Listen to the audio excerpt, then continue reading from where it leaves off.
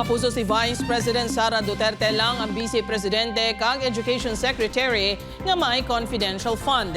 Ini ang ginpahayag ni Roderick Wamil nga nagserbi sa Intelligence and Confidential Funds Audit Office ang COA pumalin sa September 2014 tubtob February 2024. Ini ang rason nga ang Vice Presidente lang ang nagpaidalom sa audit.